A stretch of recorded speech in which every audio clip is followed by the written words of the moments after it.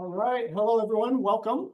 I'm Neil McCurdy, Dr. McCurdy to the students, and I am the principal and executive director of Set High. We've got Mrs. Geis, the lovely Mrs. Geis. Do you want to introduce yourself? Sure, I thought we were doing this later, but sure. Hi, everyone. Nikki Geis to the parents, Miss Geis to the students. I am the assistant principal, and I also get to teach all of the freshman leadership, and I coach our girls varsity basketball team as well. So we're going to do staff introductions a little bit later. The way that I'm trying to organize tonight is to make sure that we cover all the stuff that is super important up front. So that people can leave if they want to leave. So we have families who have heard this spiel for 3 years in a row, and they're like, I don't need to listen to this. And I'm telling them, no, you really do have to listen to it, because this is the one time in the year where everyone actually does listen to me. Yeah. And so I want to make sure that I cover stuff in order of importance so that people can duck out early if they have to. So for new families, you'll probably want to stay all the way to the bitter end so you can learn about core competency and all that good stuff. But the families that have been here for a while, they don't need to listen to that at all. So I'm gonna so before we do staff introductions, I'm gonna introduce you. Oh, do you want to go now? Okay. Go now, because yeah. Totally fine. So again, hi, I'm William France. I'm a parent here. My son's a senior. I'm also president of the Parents Association. And I'm just here to make you aware that there is a SET Parents Association. And we appreciate if you would like to join us to assist or help donate additional funds to fund school projects and things like that, that the school is not able to fund themselves. We're available. You can find us easily on our website. Go to setpa.org. Again, sethighpa.org, like sethighh.org, except sethighpa.org. You can find my contact information there. We haven't updated the website yet for the new school year, but we'll be doing that soon. And we are still looking for volunteers if you want to get involved. There's some seats open on the board, and it's a very easy job. We meet once a month to discuss fundraisers and any other activities or events that we plan. You seen anything? Okay. Yeah. So please get in touch with us and get involved. It's been a real pleasure getting to know some of the other families at the school through the Parents Association these past 3 years. Thanks. So the PA is absolutely amazing. The staff love them. They put on events for our school. They are always involved, always volunteering, and always donating. So really, really cool to feel like we're supported by the parents out there. So strongly encourage the parents to join. Well, and his wife, the wonderful Angela France, just posted in the chat, we need a VP. Please join the PA. Okay. So you can jump all the way to VP right away. All right, so what I'd like to do first is to toot our own horn a little bit. So every year for the staff, I do a state of the school, just like the president does a state of the union. I do a state of the school for our staff. And so I wanted to highlight some of these things that we went over, just so you guys can get a sense of who we are, because we're actually in a pretty special place right now. So the first thing, if you know me at all, I absolutely despise state testing and I hate test scores.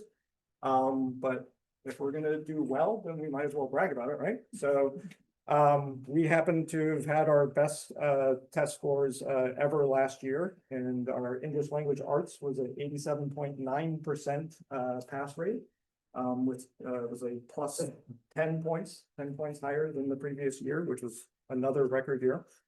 And then our math was at 50%, which was 11 points higher.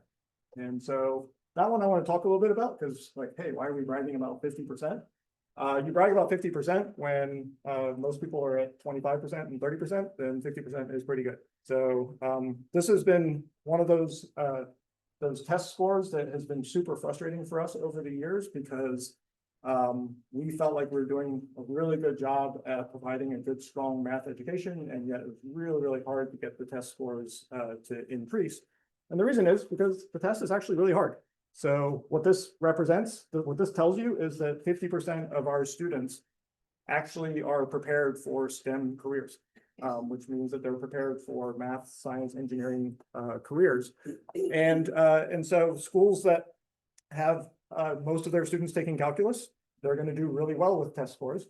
And those who are meeting the minimum standards, which isn't really the minimum standards, it's just like the normal standards, which is Algebra 2, you're going to struggle to do well in this test if you've only ever taken Algebra 2.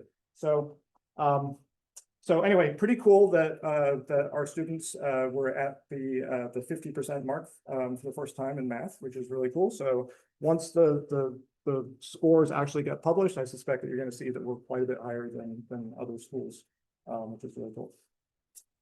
And what's really cool, another thing that if you've heard any of our podcasts talking about this, we keep winning California Distinguished School, and which is a huge but And we've got a podcast that says we won this award for the wrong reasons.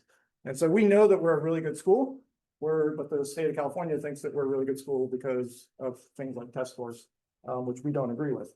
But anyway, what's really cool is that we have won it.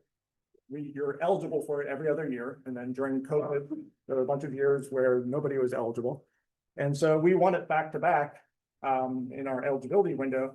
And we're eligible again this year. And with these test scores, my guess is that we're going to win it again. So this would be really, really cool if we were back to back California Distinguished School winners. So pretty darn cool. We're coming off of our best graduation ever. So you guys might see graduation displayed up on the screen. So really, really proud of our graduation this year.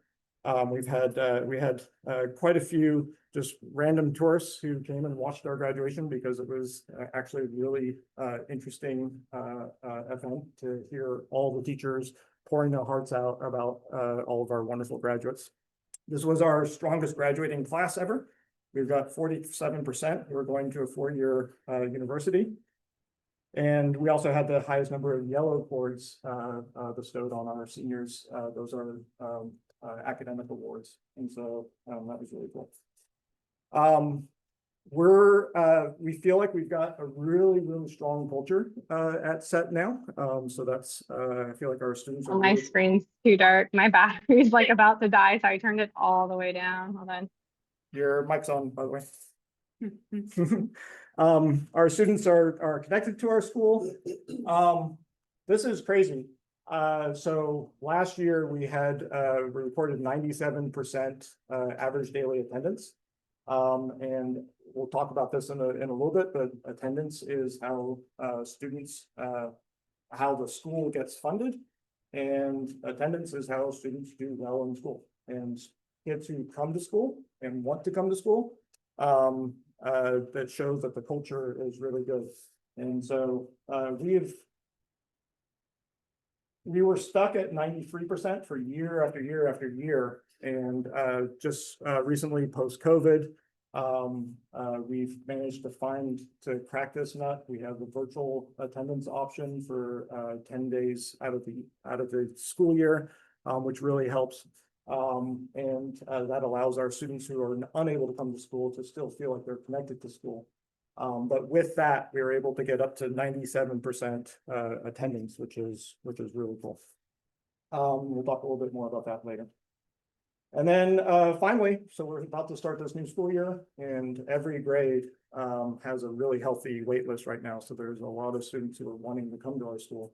And we just got to say yes to somebody today, and I heard them screaming in their car, which was really cool.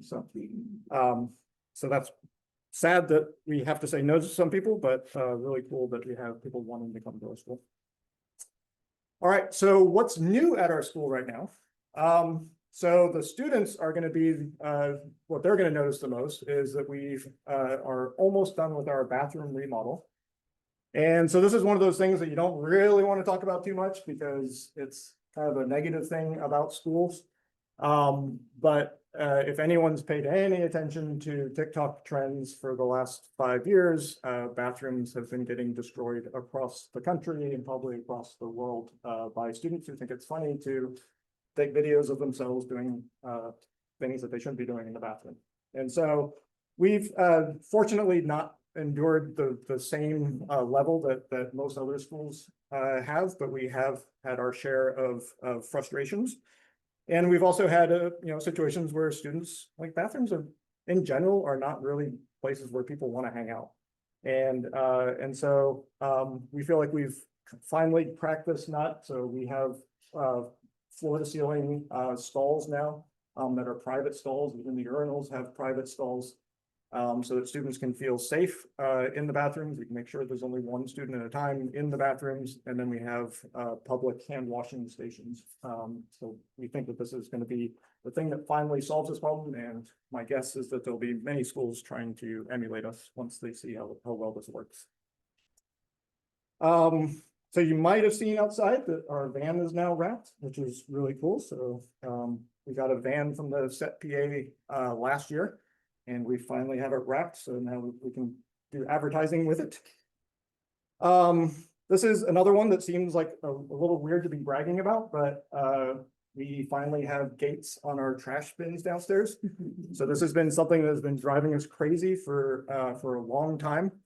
And we couldn't figure out how to solve this problem because the apartment complex decides that they can put all of their trash in our trash bins. And then the trash overflows and the garage turns into a kind of a dangerous mess. And so we finally realized that, oh, if we put opaque gates on these trash areas, then people aren't even going to know that there is a trash bin behind it. And so we've got floor to ceiling gates on there. Costs a pretty penny, but it seems to have worked. We used to have somebody who was living in that area as well, and that person has moved on. And so we think we finally solved that problem too. This year, we're excited to have our seniors be part of a Blue Cord competition. So we had a student who passed away, unfortunately, last year, and in this student's honor, we've introduced Blue Cords that the seniors are going to be trying to achieve. And so we're super excited about the activities that we have planned for the seniors that are going to help motivate them to be more community oriented, that we think is actually going to help a lot. So and then the other thing that's new is we have passion projects that are actually funded this year. So we got a Girard grant. The Girard Foundation gave us money to fund passion projects, and so we've got individual passion projects that are going to be funded, and then we have special senior passion project as a class-wide project that's also going to be funded. So that's all the cool stuff. So a brief discussion about the scary stuff. So you guys have all heard about budget issues that have impacted schools across the country. And there was a worry kind of midsummer about whether or not schools were going to lose millions of dollars of federal funding. And the good news is that we're insulated from that a little bit, mostly because we're small. And so the federal dollars doesn't actually give us that much money. So it's not like we have people that we have to lay off because that money doesn't exist. It just winds up being parts of people that we have trouble funding. So that money did get restored. And so that's not an issue. But one of the challenges for us as a school is that we've had a number of years of growth. So 5 years ago, we were at 180 students. We're now at 255 students. So we've been gradually growing. But we are actually at capacity now in this building. And so during those years of growth, that meant that there was new revenue coming in because we had more students, and more students meant more revenue. But we're now capped at 255 with no immediate prospect of going anywhere else where we would easily be able to increase the number of students. And we're not even sure that we'd want to do that anyway. Oops, I just answered that call by accident. And so we're actually pretty happy with the size of the school. But the issue is that, that means that there's no new money coming in. And so we've got to start thinking about, how to tighten our belts a little bit. We've been saying yes to a lot of things. And now we have to say, let's think about it before we actually throw the money at various problems. So, so nothing to be alarmed about, but just something that to know that just when the set PA is asking for money to help us with programs, it used to be that we were like, oh, this money is extra and this is great. Now maybe this money is going to be a little bit more essential to us going forward. And also, just if you think about it, so one of the really cool things about our school, when you hear our teachers announce themselves, most of our teachers have been here for a really, really long time. And so the challenge with a school that is now no longer growing, we have the same teachers. If they stay here forever, they need raises every year. So you got the same money coming in, but then you have more money that you have to lay out to the staff. So just going forward, you know, next 5 years, maybe we'll hit some snags. Nothing to worry about now, but just something to worry about a little bit. So a couple things that are changing. So this is going to be maybe a little too into the weeds for the new students, but I want to make sure that the returning students understand this. So we have had in every prior year, we've always prevented students from making schedule changes after the first 10 days of school because we have to make sure that we're following laws, that we have to make sure that universities understand the way that we issue a transcript. All these things need to be relatively standardized.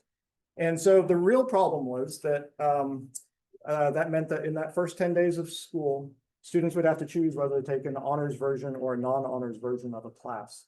And then they were locked into that honors version. And usually they chose honors, and then they were locked into that honors version. And then maybe halfway through the school year, they'd realize like, ooh, this is a little too much work. Can I drop down to non-honors? And the answer used to be no, because we can't have you switching classes midway through.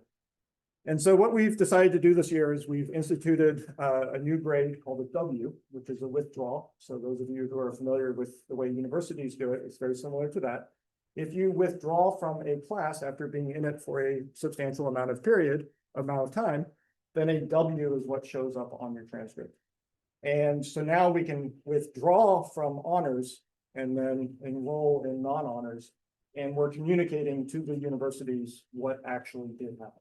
So now it's not an issue anymore because we're actually communicating what's actually happening. So it gives our students a little bit more flexibility and allows maybe kids to take more risk up front, knowing that it's not going to have that dramatic an impact.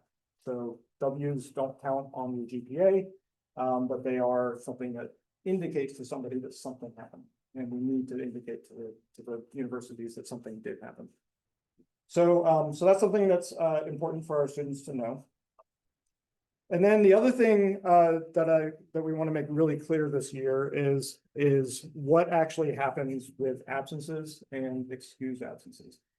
And so since we have the W grade, and there's also going to be a no grade for students who haven't been in a class long enough in order to actually earn a grade, rather than getting an F, or not having it show up on the transcript at all, we're going to have an NG, which stands for no grade. We have an issue that sometimes arises where students have missed too much class. They just haven't been in class, they haven't been doing sufficient work, and then the teachers feel bad because they don't want to fail the student, but they also don't feel comfortable giving the student credit because they haven't done enough of the work for that class.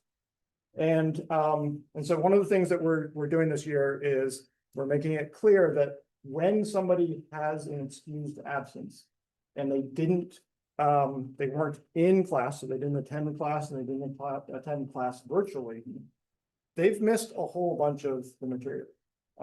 So a lot of our classes, you know, like maybe there's 45 minutes of discussion that happens. And then maybe there's like a quick little assignment at the end just to have a check for understanding. And doing that check for understanding without being part of that 45 minutes of discussion doesn't mean that you actually learn the material or that you are part of that class. And so now our teachers are going to have potentially alternate assignments for the students who do miss that class, who weren't there virtually, so that we can make sure that the students are actually learning the material that they're supposed to during that period of time. So talking about attendance, I want to make this really, really clear too. So we are a seat-based school.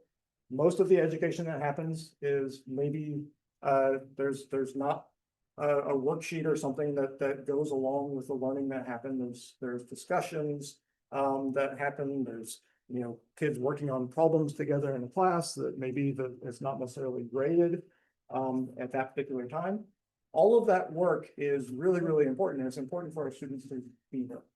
But we also understand that it's not always possible to be here.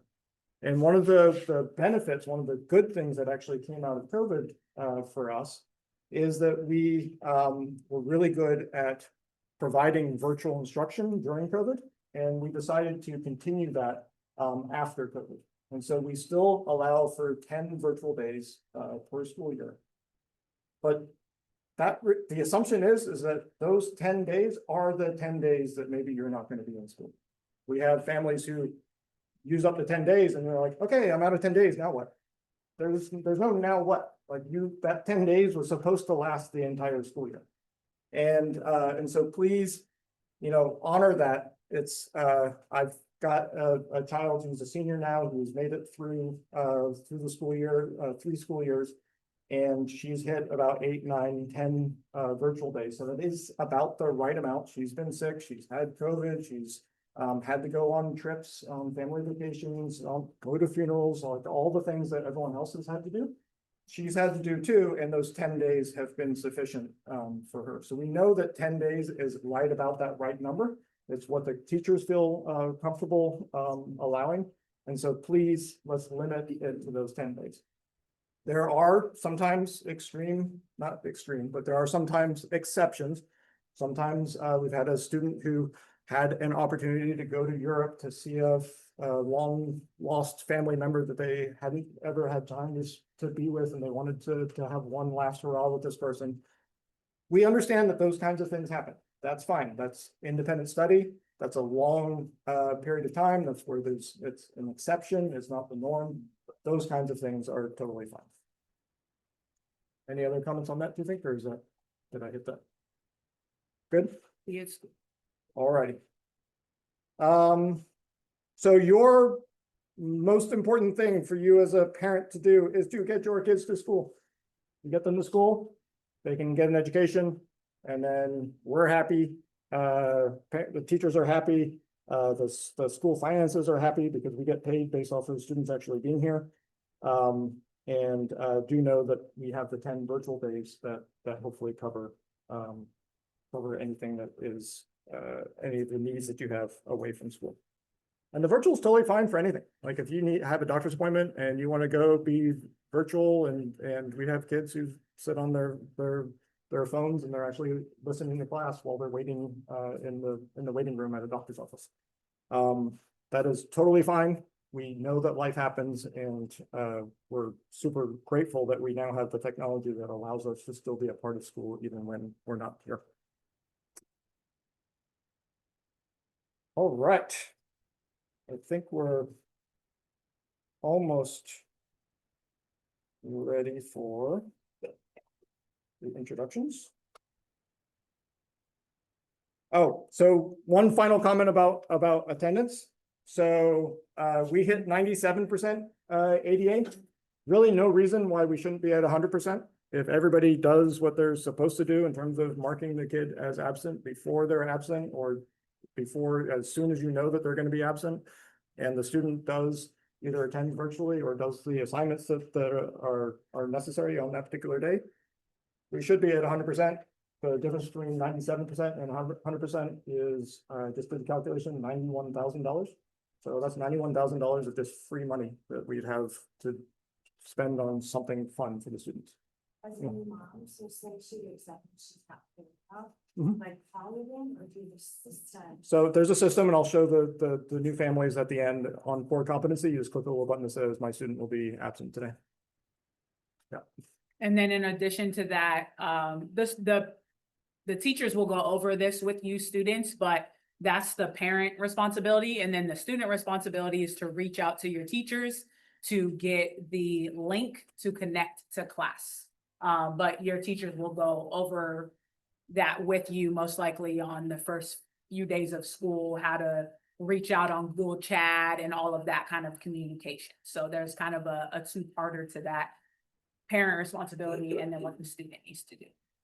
And there'll be sometimes when the virtual link is not really appropriate on that particular day, maybe they're taking a test or something like that. So definitely there can be communication with the teacher, but it's not always going to be a Zoom call where there's a lecture going on. There's lots of different things that happen in classes day to day. So it might not be the best thing, but at least it's something. It's better than nothing. Okay, first days of school. So I just want to go over this real quick just so people know what to expect. So this is very similar to previous years. So the very first day of school, we're going to have shorter classes. The morning is going to be made up of various activities to introduce the new students to the school, to have an all roar. So when we have all the students in the den here, we call that an all roar. And we'll probably have a little bit of an extended lunch. We're definitely going to have, if there's any returning students who are listening in, this time we've in years past, we've recognized that everything's great. We figure out how to bring the new students in. We talk to all the new students and we hopefully make them feel a little bit more comfortable than they would on any other first day of school. And then we have the all roar, and then we go to lunch, and they're like, oh shoot, this is now new students who are having lunch, and now they're just like sitting there all awkward and wondering what to do.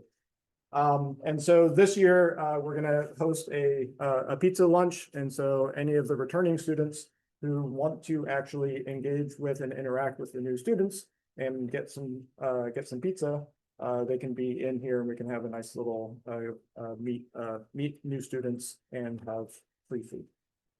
Okay. We're thinking that we're gonna have one student for every new student. That's what we're planning. If everybody wants pizza, please let us know. I don't know how you're gonna let us know, but it'd be like, I'm in, just send us a bunch of messages so we know that we have to order more pizza. So normal class schedule, we'll start on Tuesday. Wednesday is our first flex day, and we're probably gonna have an all roar depending on, we realized last year we used to have rotations where we had a whole bunch of information sessions that happened. And they were super painful for both the teachers and the students. And so we didn't do it last year, and then realized midway through the year that there were so many things that we never actually told the new students. And so maybe we're going to hit it all on that very first day, but we might need that second all roar. Thursday's a minimum day. So that's our first minimum day. So school gets out a little bit early. So make sure you're paying attention to the first Thursday of every month, usually is a minimum day. And then the 9th grade retreat starts on that Thursday evening. All the other grades are going to be leaving campus and doing something off campus on the Friday. And the 9th graders will spend the night here on campus, most likely. I think the teachers were thinking about possibly doing something different. But usually the 9th graders spend the night here and then own the school the next day because everyone else is gone. So, so that's what our first week of school looks like. I think that's it. I think we're ready to introduce the staff. Yes.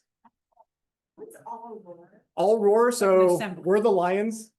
And so it doesn't really make sense anymore, but we used to call our advisory roars. That used to be an acronym that meant something. And so we could call the assemblies all roars. And that incidentally, that's why this is the day. Yeah. There's a lot. Yeah. Just so you know, we apparently did not solve the problem and we are going to do 100. So there's a handful of staff members who got locked up. Oh, no. I know. And I'm going to can't do any more. It said when we checked it that. Yeah, we can get up to 500. I know. Zoom. Okay, well, we recorded it, so people will get on eventually. Oh, they'll see it eventually. So do you want to take over?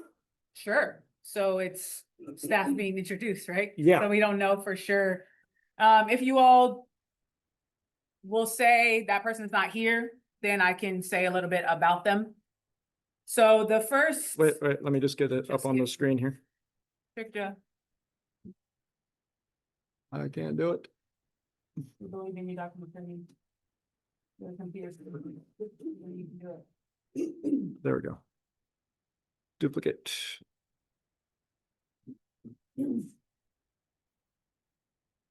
All right, Okay, so first up, we have someone new to our campus, Miss Aguayo. She's actually has a couple kids who have their back to school night tonight, so I don't think she's on Zoom. I didn't see her. Okay, so she is one of our academic coaches. So if you are taking Spanish, you will see her in Miss Arias's class as an academic coach there to help support students to have a second adult in the room. Next up, we have Mr. Apolategui. Yeah, hi everybody. My name is Alberto Apalategui. could you hold up? Sorry, so Mr. Palateki, can you just wait 1 second while I figure out how to change my view here to, I don't want to pin him because then he'll be the only one there, right? Where do you see it? Oh, there, view, speaker, there we go. Thank you. Okay, go ahead, Mr. Apolategui. All right, great. Yeah, my name is Alberto Apalategui. I teach English 9 and 10. And this year for the fall semester, I'll be teaching ethnic studies. I've said this previously, so I'll kind of ask it right now. My name is Apalategui, and I prefer just to be called Apalategui or Mr. Apalategui, just because of the generic Mr. A, or I don't want to do that, so I put the pronunciation in the chat. Thank you. Mr. Ash. Hello, I'm Mr. Ash. I'm the physical science teacher, so I teach earth science, physics, and chemistry, and then this semester I'm also teaching ecology. This is my 7th year here. Love the school. Mr. Carmona, he is a athletic trainer at UC High. And so he is at that job right now. He teaches our PE class, and he's another academic coach. So you'll see him in different classrooms throughout the campus as well. Next up, Miss Kayabyab. Are you on? Nope. Okay, so Miss Kayabyab is also an academic coach at our school. This is gonna be her first full school year with us, but she started with us last year. And then Miss Kozik is in person. Hi, everybody, I'm Kozik. This is my 6th year here at SAT. I'm an ed specialist, so I have a caseload of students. I'm in charge of some of the IEPs here on campus. During the day, though, I am in classes with students, so I will be in 7th period geometry. I will be in 3rd and 4th Gov Econ, so I've been in seniors a lot this year, and then 5th period support. So if you need anything, you can always reach out to me, and if I don't know the answer, direct you to us. Miss Cutright. I'm Rachel Cutright. I go by Miss Cutright or Cutright with the students. I teach Algebra 1, geometry, and then for the first time this year, I'll be teaching a painting class. Awesome. So next we have Miss Diaz, who is actually out right now. She just had a baby in July. And so she teaches our art classes. When you go upstairs, if you've taken a tour and you've seen all that awesome art, most of that comes from Miss Diaz's class that has art in and has exploded throughout the rest of the school, which is really cool. Subbing for her for while she's gone still on maternity leave will be our substitute teacher, Miss Welsh, who happens to be out of town on this really cool trip, but she'll be with us starting on Monday. Next up, Mr. Dewar. He wasn't able to join. Just kidding. Mr. Dewar is, he started with us last year, and he is a fan favorite for sure. And he'll be an education specialist, which is the same thing that Miss Kozik does. So you'll see him throughout the campus, working with students and specifically working with students with IEPs and things like that, but that's what he's up to on our campus. Miss Engelman? She wasn't able to jump. Miss Engelman. One of the really cool things about Miss Engelman is she is an alumni of this very school. So it's cool to have some alumni on campus. That I love that personally. I'm trying to wait for one of my former basketball players to come back and start coaching the girls basketball team, but that hasn't happened yet. But Miss Engelman is fantastic. While she was here, she was part of like our school's all-girl robotics team, which is really awesome. She's going to be teaching some math and then also doing some like robotics and engineering for our school as well. Spectacles back on. Next up, Miss Erskine, who is also out on maternity Actually, leave. I'm here. Oh, she's here. Yeah. Yeah. Hi, everybody. I'm Mary Erskine, or Miss Erskine. I'm an ed specialist, and it's going to be my 4th year at SET. I just had a baby, but I'm back for this school year. Awesome. What a cool surprise. I thought I was gonna have to talk about her. Sweet. Miss Farias. Hello, I'm also here. I am Miss Farias, Spanish teacher and ASB advisor. If you guys are interested in ASB, you guys will be learning a little bit more next week in our school assembly. And I'm excited to meet our new students, and welcome back, returning students. See you guys next week. Miss Heath. My name is Heath. I am the site manager. I am in the front office. Talk to me if you need anything. Miss Hines. Mine's also about lockdown. Yeah, she got. Oh, okay. Miss Hines is our school counselor. Her office is upstairs. She also teaches a jujitsu class on our campus, which is really cool. Just a quick story about that for the students in particular. So we had some students who are super interested in jujitsu, and she competes and everything like that. And so it first started out as a club, and then so many students became interested in that club that it needed to become a class. So that's a really cool story. So Miss Hines does that, and she's incredible working with students. She also, just loves being an educator. So it's really incredible to have a counselor at a school this size. Next up, Ms. Jokanovic. Hi, everyone. I'm Ms. Jokanovic. Students call me Ms. J. I don't mind either way. I teach social science classes like government economics, world history, ethnic studies. And I am a 504 coordinator for SET High. And so if you have a student with a 504, you'll be hearing from me in the next week. And I also am a college advisor, which means I help students at SET with their college applications, essays, signing up for Mesa College classes, and so on. Ms. Katoff. Hi, everyone. I'm Ms. Katoff. I'm one of the education specialists here at SET. This is my 4th year, and I will be co-teaching with Ms. Cutright in most of her math classes, and I will be co-teaching in one class with Mr. Ash this year. Ms. Leal. Hi, everyone. I'm Miss Leal. I'm at the front with Miss Heath, and I do attendance and lunch. Miss Lennon. Oh. Good evening, everyone. I'm Miss Lennon. I teach mostly the upperclassmen. I teach English 11 and 12, but I usually have some fun English literature-based electives too.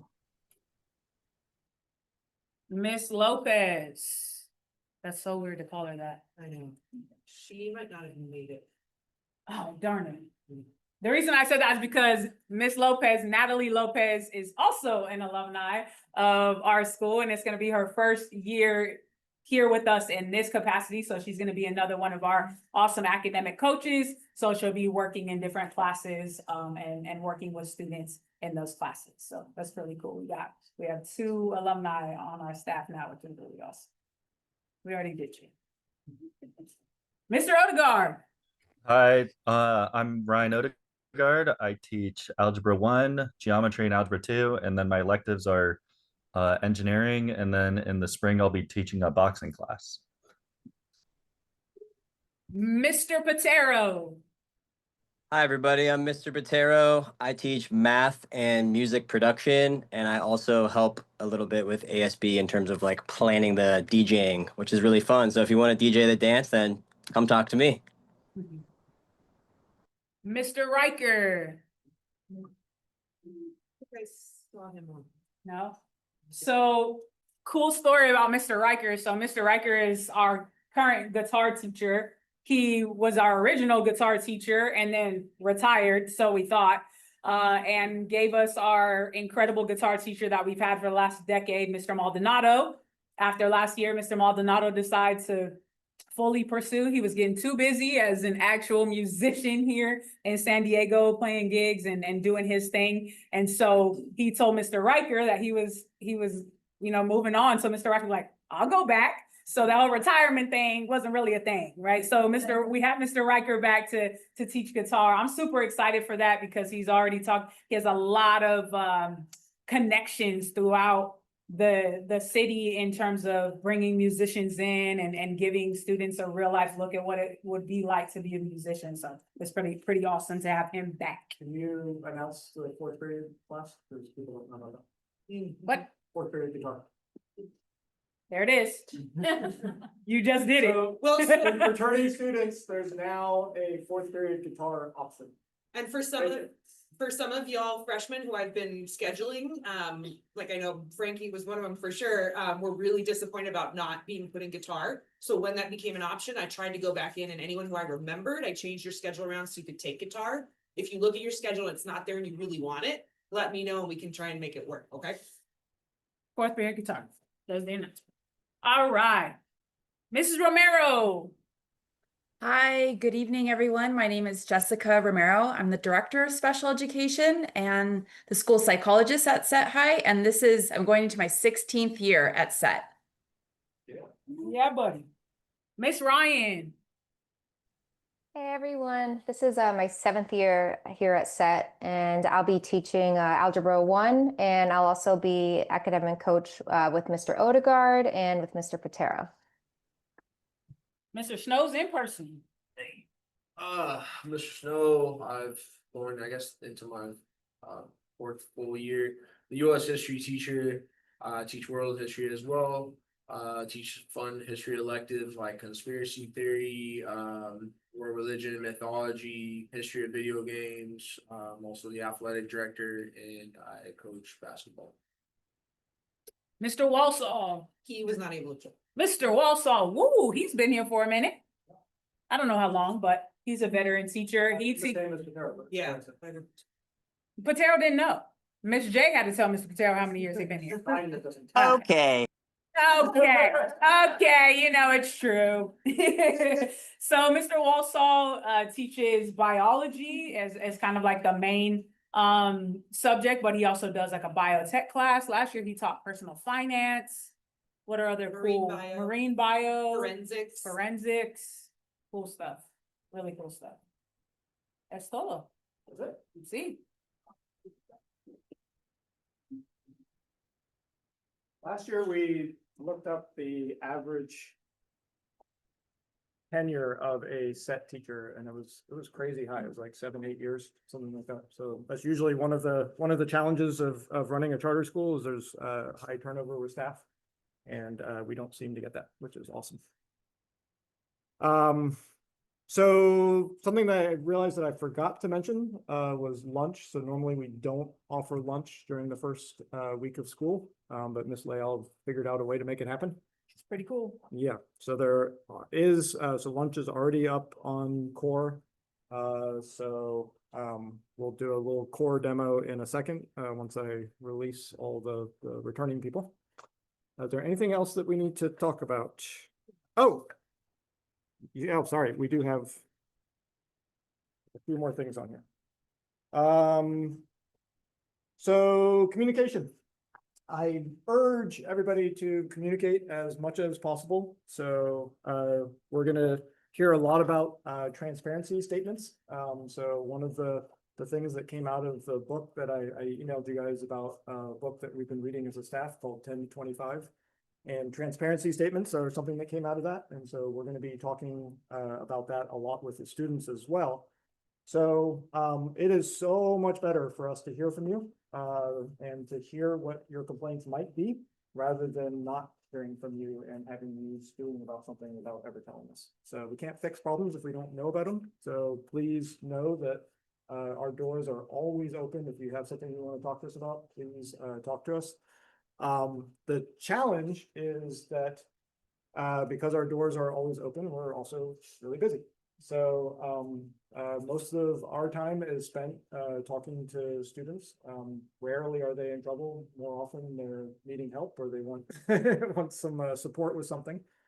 But just know that the best way to get a hold of me is through your student via Google Chat. So there, tell your kid, it's like, hey, can you have your principal give me a call? And that's probably the easiest way to get a hold of me because I want to spend most of my time talking to kids and not reading emails. My email is a disaster now. I get so much spam, so many people wanting to sell us things.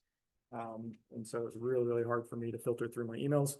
So you need to get a hold of me, please go through your kids, and it's super easy. If it's not appropriate to go through your kids because of the nature of the conversation, just call the front office and they'll find a way to get a hold of me. So we are going to be doing Renaissance testing. So we use a tool called Renaissance to figure out math placement and figure out how we're doing as in terms of, as a school in terms of teaching math. And so every year we do a math test at the beginning of the school year and at the end of the school year, just to see how we're doing and whether we're seeing the growth that we're expecting. And so we're going to be doing that as early as possible in the school year, so we can make sure that we have we had to make guesses about our incoming ninth graders about what their math class should be. And so this math test will help make sure that we made the right choices. They also do Renaissance in English as well, right? Yeah, they do Renaissance tests in English as well.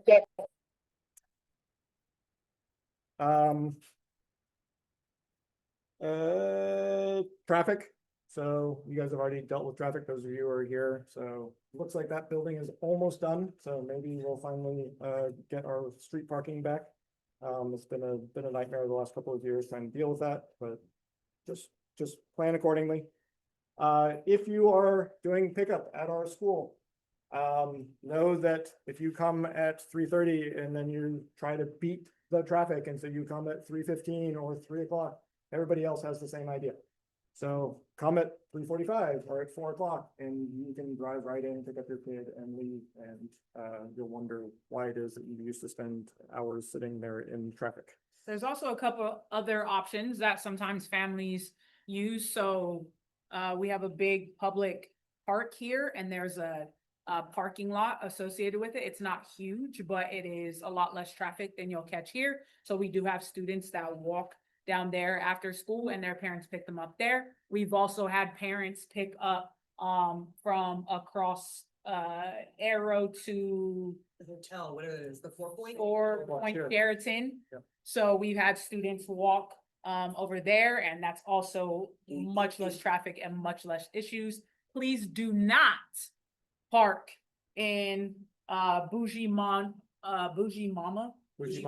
Bougie Mana, why did I forget the name? TCW Global is the name of the company. So that building over there that is attached to one of the best restaurants in San Diego, plug, do not park up there because they have a lot of people that go to that restaurant and we are trying to maintain a really great relationship with them. And anytime we park over there, they have to call us and say, your parents are parking over here again. So please don't do that, but use those the time that Dr. McCurdy was talking about, or park or hotel. And in case you haven't already figured out, this underground parking garage directly to the north of our building, that is our garage. So that is open to students, parents, anyone coming to. She's gonna ride her bike to the postman. Oh, yeah. Is there a place that she could take her bike or walk it over? We have a bike rack. Yeah, there's a bike rack. We have had bikes stolen from there, so just keep that in mind. So don't give her a super expensive bike. So this was, I did have a note about lunch, so it's here. But I also have, and regarding lunch, ... So I want to explain our lunch program a little bit. So it's a little awkward. So we, as a school, I 100% agree with this. As a school, we are required by law to now provide lunch for everybody. That's what everybody should be doing, is what every school should be doing. I 100% agree with it. The challenge is that in order for schools to do that, they have to be members of the free and reduced lunch program. And in order for us to be members of the free and reduced lunch program at our size, the lunches are not very good. And so before we were mandated to provide lunch for everybody, we were decided to do lunch on our own. So we go to Costco every week and we get salads and things like that from Costco. And so we have lunches that our students actually want to eat. And they don't just take them and throw them directly in the trash. And the way that we used to handle this is we used to subsidize by selling the lunches to the families who didn't qualify for the free and reduced lunch. So now that we can't charge for the lunches because we have to give lunch to everybody, now our hope is that those families who can afford lunch, please consider donating for the cost of the meals. There's no mechanism for doing it. You just write a check to the front office and say, hey, we'd like to, I'd rather not make sandwiches for my kid. I'd rather just have them get food from here, but we can afford it. So here's a donation. So we've been doing it this way. I thought we were not going to be able to sustain this, but it's actually been fine. We've had 2 years now where the cost is not that extreme for us. The oversight cost would be more expensive for us to be a part of the free and reduced lunch program. So it's actually makes sense for us to do this, and it's better food for our students. Do know that our kids do not go hungry at this school. So they are walking around constantly asking me for snacks, asking teachers for snacks. We have plenty of food on this campus for our students. Nobody is going hungry on this campus. And there's also seems to be plenty of food that gets ordered in. Somehow, I don't know how kids are affording it, but the food gets ordered in and delivered here on campus. So there's plenty of food on this campus. Do not if you have a need, please take advantage of the fact that we have free food. Yeah. So we just ask that you kind of jump through one hoop so that we know how to shop. If you can reserve your lunch, and the students can do this themselves, the parents can do this in your core competency dashboard under meals. Ms. Leal will post the menu for the next week. She usually does it on Thursday or Friday. You can just go in and there's 2 options every day. If you can just select which option you want for that day. And then she closes it on Monday so that she can go to Costco and do the shopping. And again, like Dr. McCurdy said, if you forgot to reserve, just let us know. We almost always have extra, but it really, really helps us to know how much to buy if you can do that. Yeah. So that is available already for the first week of school. So Dr. McCurdy will show everybody how to do that on core competency. And then the final message before we show core competency. So we use the trolley for field trips occasionally, and super useful when the students already have trolley passes. So if you haven't done so already, highly recommend it. This might be the last year that students get free trolley passes. It says that expires in June of 2026. The kids who have access to the trolley or have access to buses, the entire city is open to them, and it's amazing how much freedom they have. So so go ahead and sign up for that so you're ahead of the game because It's an app on your phone. It's called Pronto if you haven't already done it. And it'll just ask you for a really simple kind of proof that you're a youth, and then it's totally free. But if you have that on your phone already, it's super cool. Yeah. Okay. So any questions before I go into demo world and start showing you things? Yes, ma'am.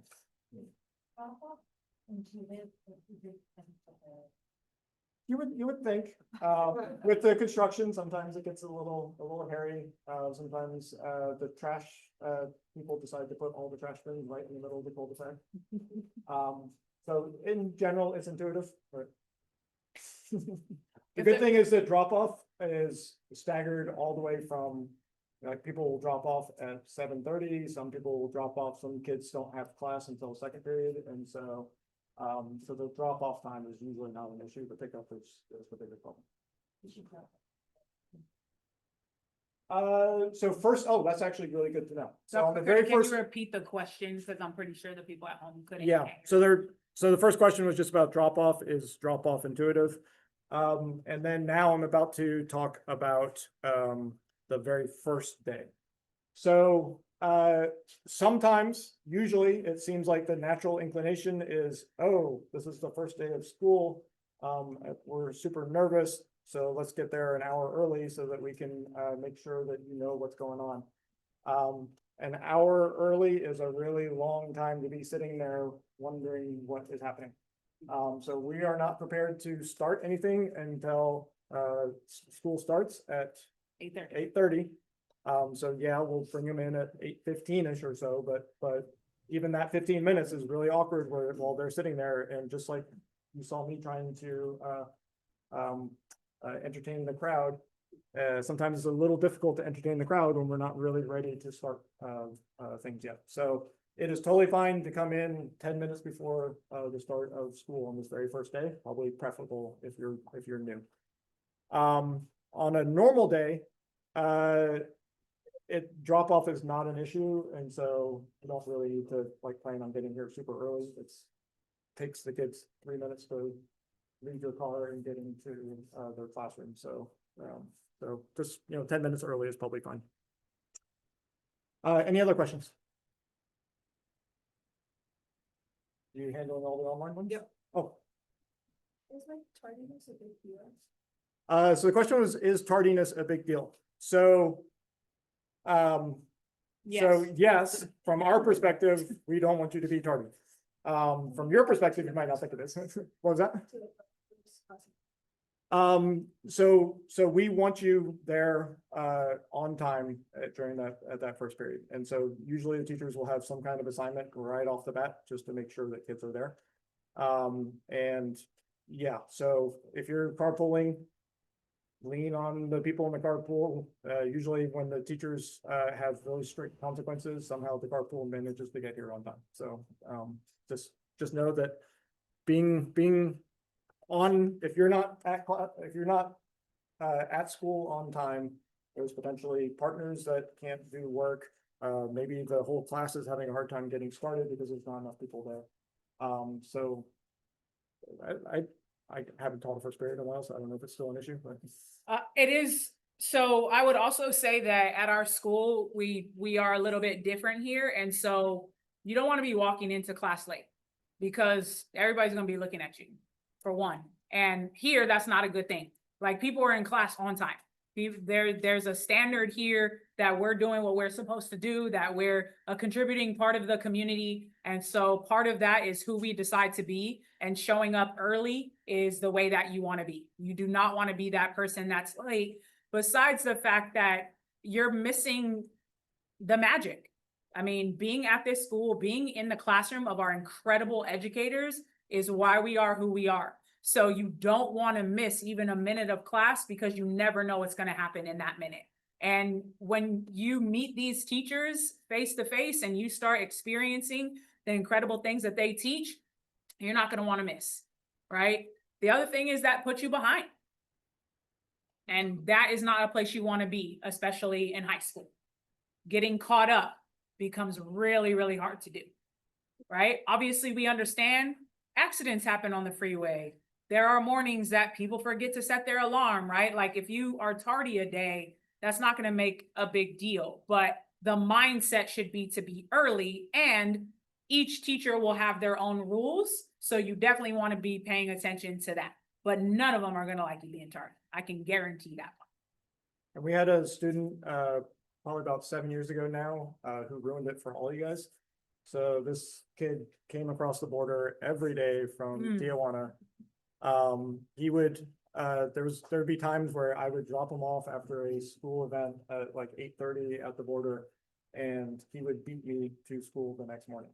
So, there's no excuse. That kid was waking up at 4 a.m. and riding an hour and a half, 2 hours of trolleys, et cetera, in order to get here. And he was here on time every day.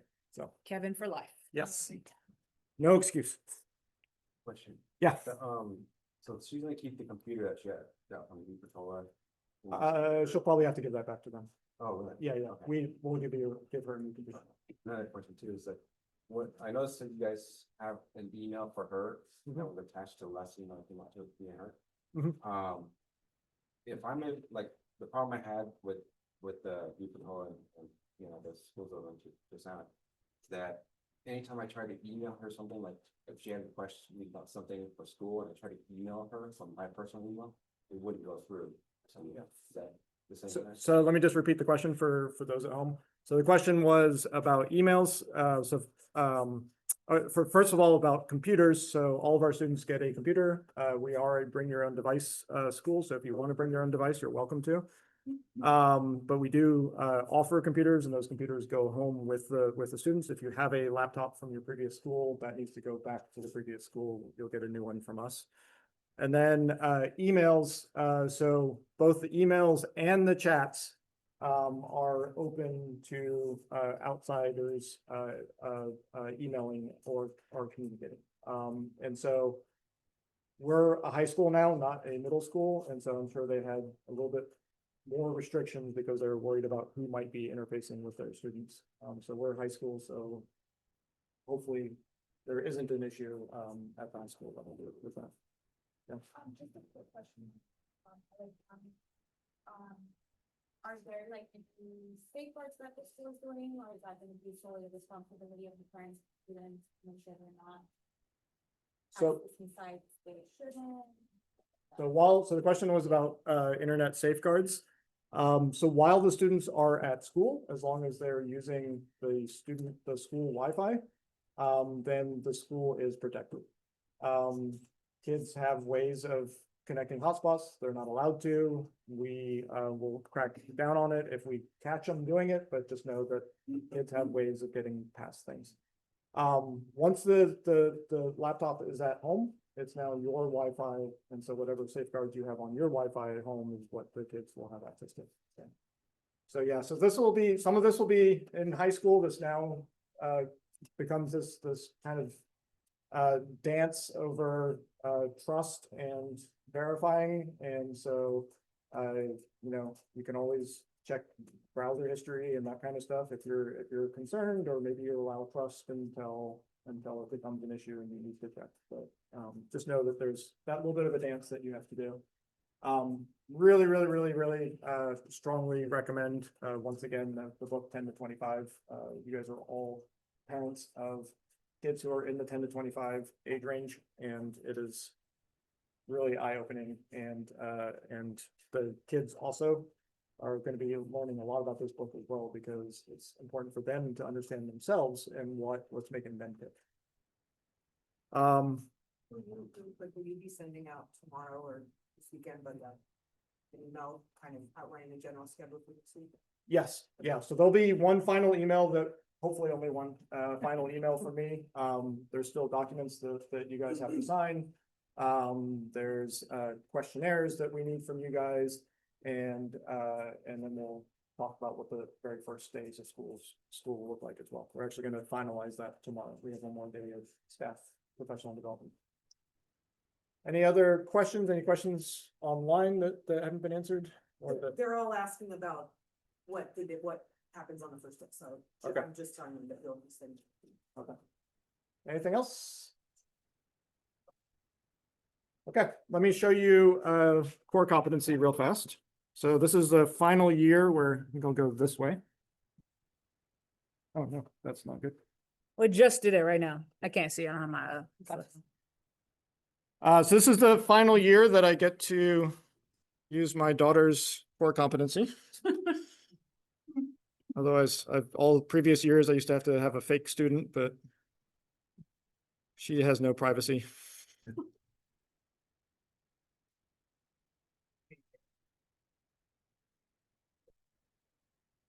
Okay, so first thing you guys might have noticed, I typed cc.sethigh.org. So you can go to corecompetency.sethigh.org. Oh, I should probably share my screen, huh? For those who are at home. Where's Zoom? Oh, there it is.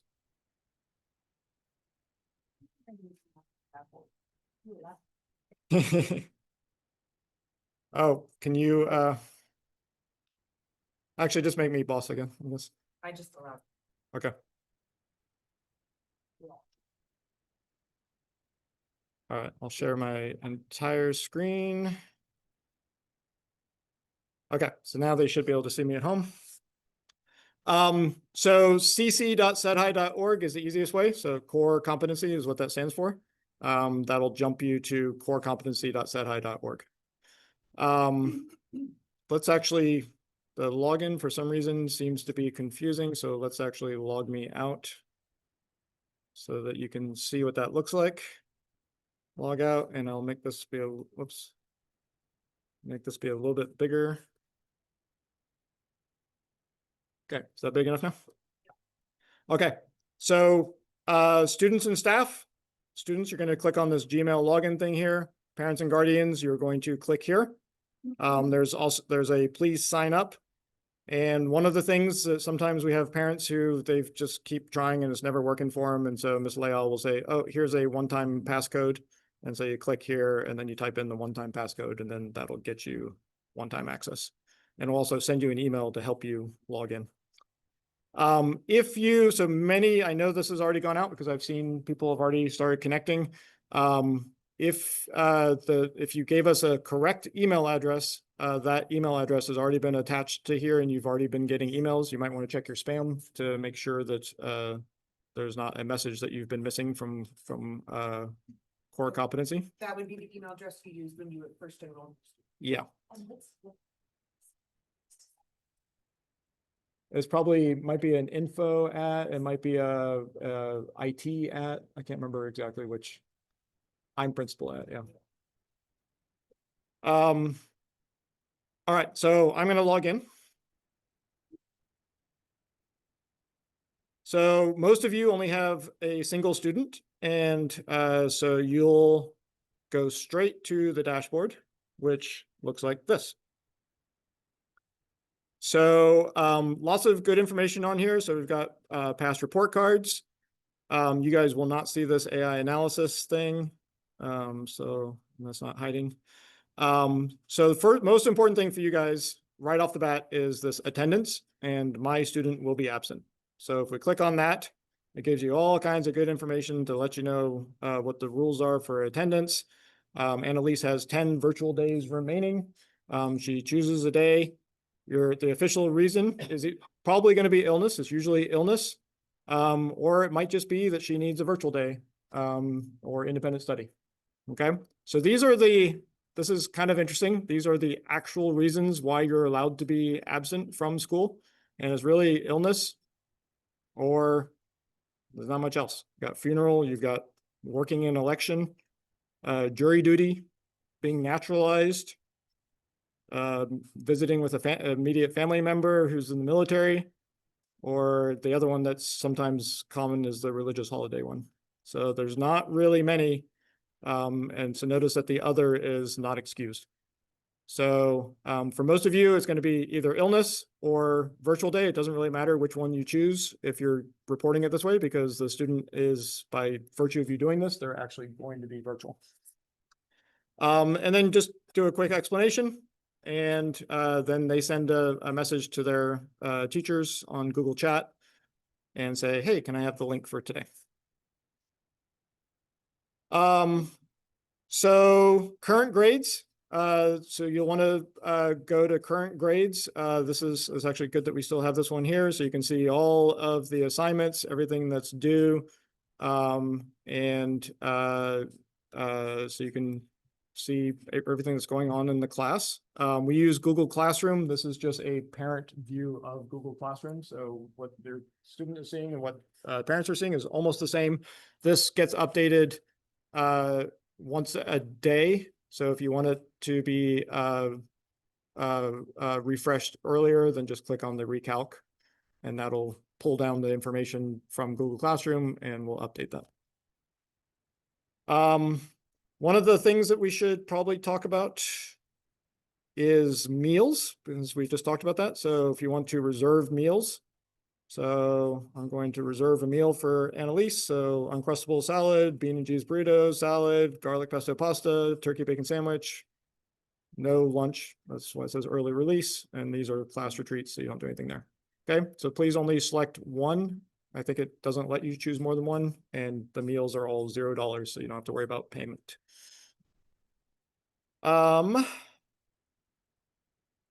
Other interesting things on here. So you can, if you're curious about your students' attendance, so hopefully these will all say 100%. Hopefully the whole school will say 100% as well. If everyone's doing attendance the right way. The class schedule. So if you're curious about your current schedule, so it is listed here. And don't worry about enrolling or viewing the options. I guess we can look at view options so we can see all the classes that are available and which ones are not allowed. So you can see that my daughter is not allowed to take Spanish 1 because the student is retaking a class that they've already passed, right? So she's a senior, so she doesn't need to be taking Spanish 1 anymore. So, but she can take biotech. She can take that new guitar class that is available. So just so you all know, since you had your schedule picked by me this time, going forward, your student is going to be picking their own schedule every semester with the help of their advisory teacher. And that is what that screen will look like. So you can see it's kind of guided. They don't just have a free for all, but they do have a lot of options. What else is on here? So if you miss any emails, all the messages that I send out that went to you or went to your family wind up here. So you can always see the messages. So if any of you were late ads, you can see that we had flag football tryouts and some other fall sport tryouts. So talk to Mr. Snow if you're interested in playing a sport and missed the tryouts. This is the grad plan. Yeah, so this one's super important. So this is how you know that you're on track for graduation. So so we can see that this PE thing has not been cleared yet for my daughter. So she plays sports, and so she has not bothered to do this because she knows that at the last minute she can put in the little form saying, "Hey, remember I've played sports." So yeah. Noted. Interesting. She has to take this 3D graphics class. I wonder why that doesn't make sense. She doesn't have a tech. Oh, maybe she doesn't have a tech class. No, she does in grade 9 technology elective. Okay. Okay. Probably still. Yeah, we can just delete that. There, good. But she does still have GovEcon and chemistry. So this is pretty typical for a senior who is on track. So she has 2 classes that are required in her senior year. So what is she going to be doing for the rest of her senior year? Well, she's going to be taking electives. She's going to be TAing. She's going to be taking college classes. Those are the options. And so passion projects. Yeah. So our seniors wind up being pretty busy. But do know that it's pretty easy to graduate as long as you're doing what you're supposed to be doing each year. So you wind up not having much left here. So even if you mess up, there's still plenty of time for her to take English 11 and English 12, even in grade 12. But thankfully she doesn't have to do that. Yeah.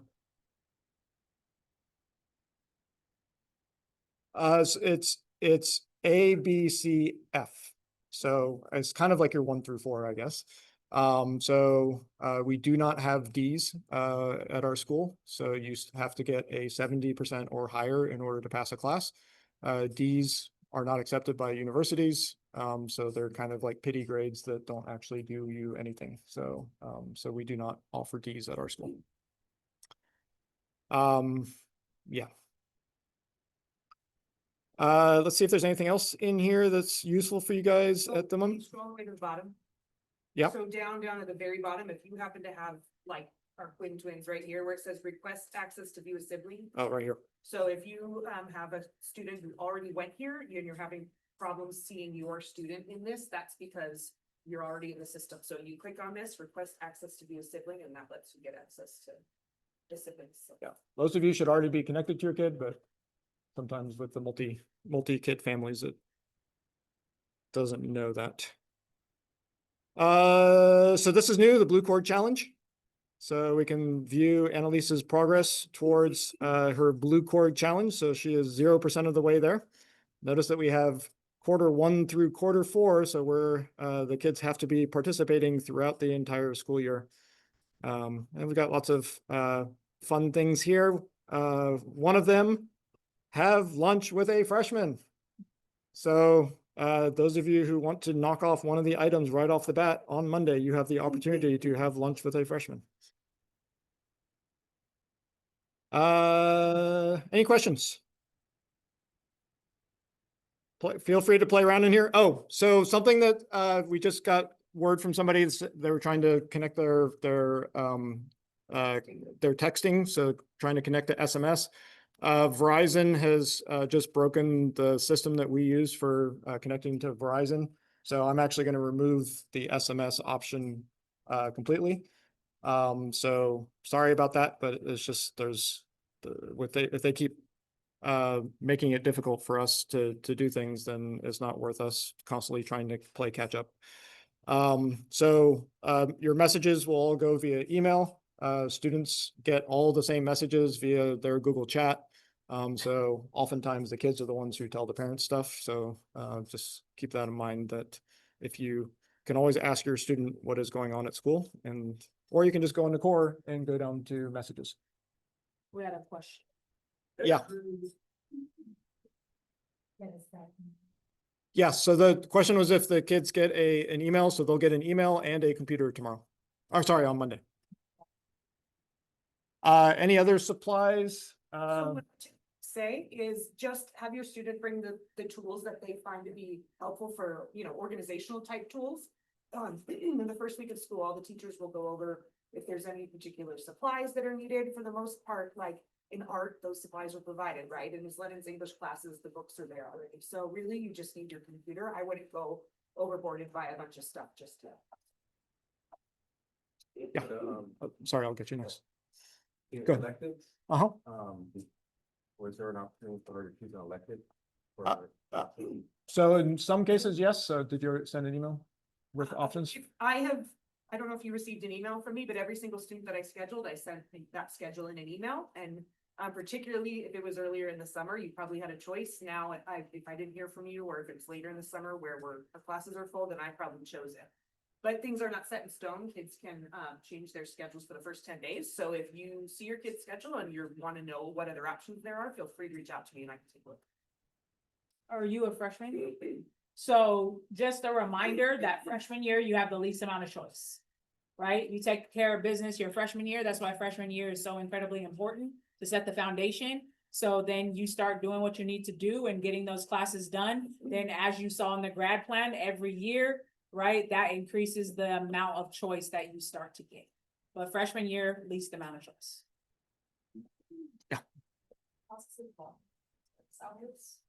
Sure.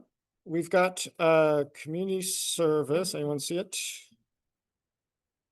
Module. Oh, community service, here it is. So, so you basically click on edit. And you add a new entry. And then the date, the title, the description, who the supervisor was, the number of hours. And then the students don't get to verify it. So you can see that my daughter actually helped me and I clicked on the verify button there. So that's verified, but she still needs Ms. Farias to click on the verify button for that one. Yeah. Hours that students have to participate in here. It can be outside. It can be outside of school as well. So the question was, where are the students doing this community service? The incentive for students to do the community service is they're trying to get 150 hours in order to be honored with a red cord at graduation. And if they do 300 hours, then they get 2 red cords. So that's the incentive for doing it. And, but if they don't put the hours in here, then we don't know that they did it. We usually trust, but that's why we ask for the supervisor, so that if there's any question, we can. And usually the students will bring like something that shows like, hey, look, I did 20 hours. They'll have the document. Parents or students will email me like the little thing, and so I'll have a student put it in, and then I just go in and verify as soon as they know. Yeah. I do a nonprofit that Uh-huh.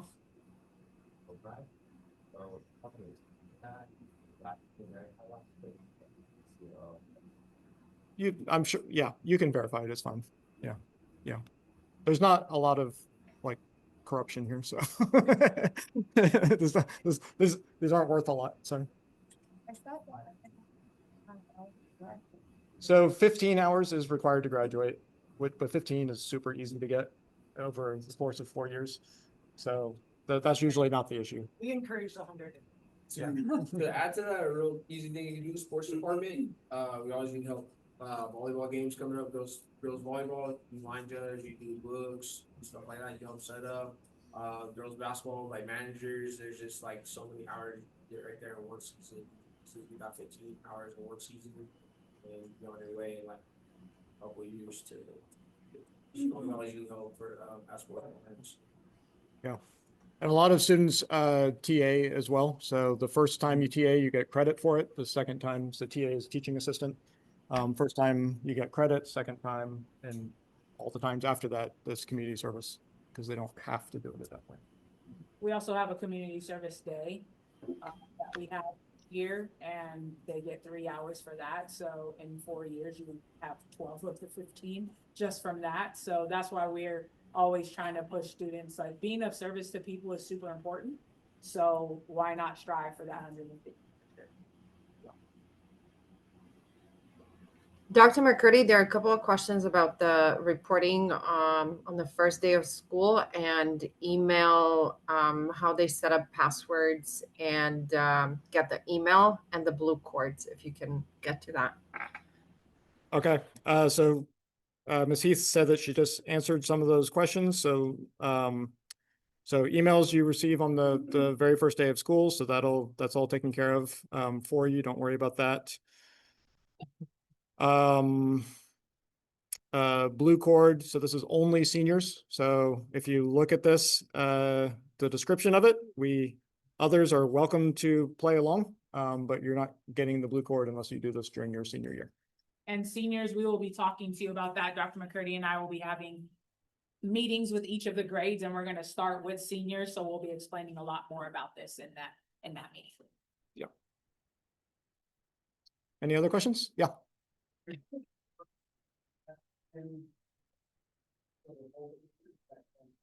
10 per year. Yeah. Yeah. And you'll see the countdowns every time you choose one. It'll say, hey, you're overusing these. Be careful. So just please don't go through and it's like, oh, I did my 10. Now what? Like the idea is that 10 is supposed to last through June. Yeah. Anything else? Thank you for being so patient. This is amazing. Yeah, make a sports announcement. Okay, so hey, flag football is about to kick off really quickly. Really soon, cross country is kicking off. Volleyball's already been going on for a while, but there's still more room if you're new to the school. Something that is important too, if you guys transferred from another school and you played at sports at another school and you want to play sports here, you need to let me know like right away. I need to send a transfer request from another school. So please let me know so you can get the wheels turning on that. That's only for grades greater than 9, though, right? Correct. Yeah. So like you were in 9th grade last year and you played freshman, basketball, and you want to play basketball this year, we're gonna have to put in a transfer request for you. So I have athletic eligibility packets here. Physicals, get those scheduled right away in a pinch. You go to CVS, $35.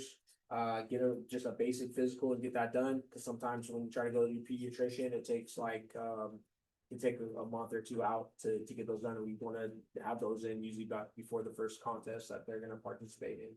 So come see me if you want to grab one of those. Right now, like I said, not too late to get into girls volleyball. JV and varsity, flag football, and then cross country as well. So put two analysts on the athletic director, Robert Dawsano at high.org if you have any questions. And I'm usually the other person that sends out a lot of emails, so sorry for that.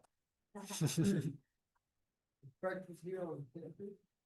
Depends. Volleyball and basketball is down the street. So usually kids carpool over there. Or sometimes we give rides over there. It's like a 10-minute drive. Flag football is here at the park. And cross country is here at the park. Track and field is here at the park. But yeah, volleyball, basketball over there. We also have esports too, which we'll have to meet. That'll be here on campus as well. We have a thing that goes CIF sponsored esports as well here on campus. Good question. Any other question? Good question. Don't see any- Say there's a certain sport that you play and you guys don't have it, is there an option where you can go to that school where they do have it? So sports are a good option for PE credits. So you give you 1 year of PE here, you need 2 years. So if you don't offer it, there's club, which you can go pay for club to go play club somewhere else. You cannot play at another CIF sanctioned school because we are CIF sanctioned. So you cannot go like, oh, I'm gonna go play for Scripps, like tackle football, because you guys don't have it. You can't do that. You have to go to that school, and there's lots of rules and things that need to be done, transfers, like I said, to do that. But a lot of kids play sports to get that second year of PE. As well, and that's an option too. If you're like, we have kids that play hockey, it's not something we offer, so they do club and travel team hockey, and then they bring in things from their coach saying, hey, I played a couple seasons of hockey, and then that gives them their PE credit as well too, that second year that they need. So good question. Question. Yeah, she did flag football for 3 years, wants to do this year. Okay. So it's co-ed? It's co-ed, yeah. No, okay. And who do you play? So we don't have a CIF team. All the small charter schools got together and created a league that's co-ed.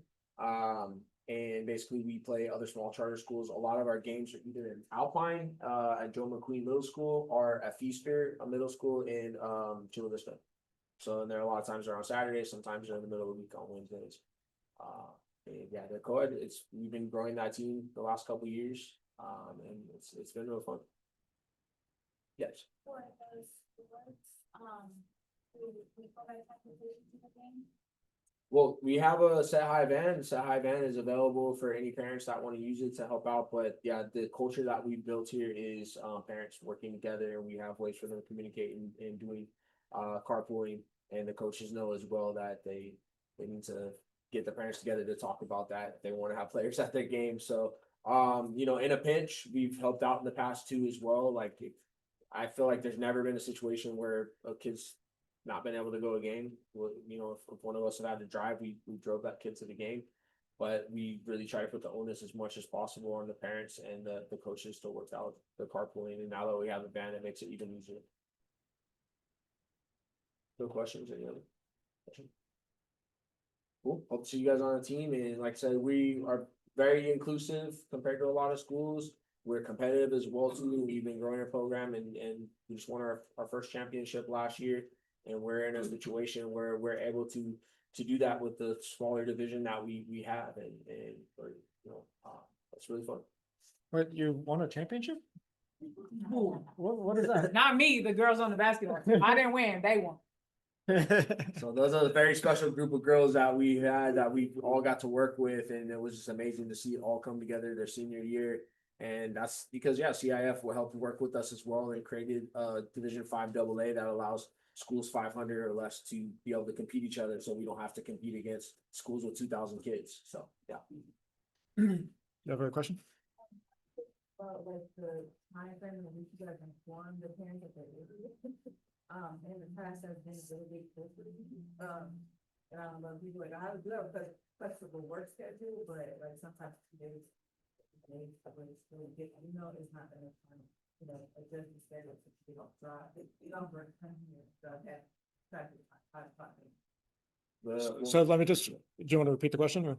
So that is more of a comment about timeliness of communication about games and practices. Right? I think it's probably just games because practices are set. So do you want to? So we have lots of different mediums. It's not just emails that are sent out. We we have the schedule, we print it out. It's a living document, so things change. Unfortunately, as I had a conversation with the girls on the volleyball team earlier today, sometimes it's not our fault. Like sometimes basically we get a notification from the school that we're going to, hey, we got to move the time like an hour ahead, or hey, like we just had a school, like we lost all our volleyball equipment, and it's like, and we sometimes we get these notifications 2 hours beforehand. So me and the coaches are trying to get that information out as soon as possible.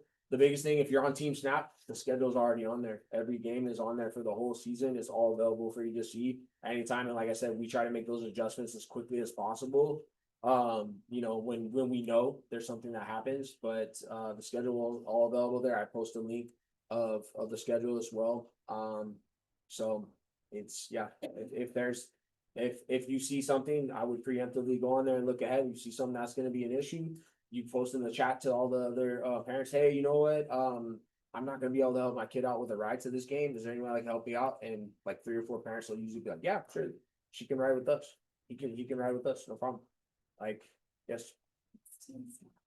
Okay, so that's relevant to if you join the team. So that's, yeah, that's what some of our teams use, and some other people have different notifications, but we do realize that not everybody gets things through text, right? Sometimes we send emails and other things like that as well. But if you're on a team, we will send out a link and add you to Team Snap, where you'll be able to go on your phone, an app on your phone, and see the whole schedule and everything like that. So regarding that, we can get something else to use the app like this source of truth when it comes to the games, like so any changes happening between that first. Right. And I apologize to you too, because both of your girls are gonna probably they're playing JV. I talked to the coach today, and okay, he's gonna get you guys added like right away. So that's probably why you're like, well, I don't know what's going on, but check for that email. You'll get an email really soon for that. And then yeah, once you get in there, I put, as far as you know, I put all the games to my knowledge correctly at this moment. Like I said, Yeah, and you'll be able to add it, so if something Yeah. changes for the game, we change that person. Yeah, we just had a meeting and you were there, right, Elisa? And so yeah, just kind of telling them about that. Hey, like their first line, right? We tell the kids, and they're in high school now, so we know in a perfect world they're gonna hopefully. In a perfect world, they're going to communicate to the parents. We know, unfortunately, sometimes that there's going to be issues where they're not going to communicate to the parents. Hopefully, it's on Team Snap. Just please give us a little bit of grace, though, because like our coach right now, he works for San Diego Unified. He's busy. He's doing all these things. Sometimes he gets notifications late and he can't get it on there as soon as possible. We try to get that information out to as quickly as possible. All right. We're happy to stick around if anyone has any private questions. Otherwise, you're welcome to go. If you want to go tour around the school a little bit, please know that this is still a construction zone. We've been assured it'll be finished by Monday. So please be a little bit careful. But if you want to pop in and look at the bathrooms, you're welcome to do that. Stop recording. Stop recording. I can get your email right now.